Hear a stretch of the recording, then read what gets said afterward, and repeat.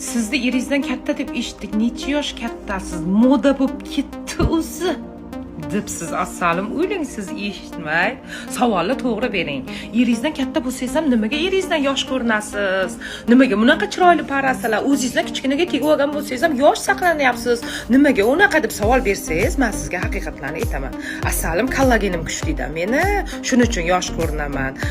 Siz ustiga minib olib kalla pochani tozalaysiz-ku, molni oyoqlari bilan qo'shib, qo'ydi oyoqlari bilan qo'shib, o'shanda kollagen bo'ladi. Uni tozalab qo'lingiz sasib eringizga olib kirib berasiz. Eringiz hammasini suyaklarigacha poqqos tushiradi.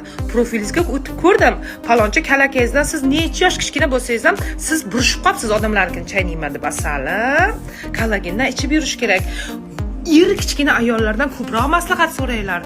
Ular o'zini sevadi, erimdan qarib ketmay deb hamma yoshlikda sekretlarini bilishadi. Kollagenda gap asalim olib iching, odamlarni chaynamaysiz.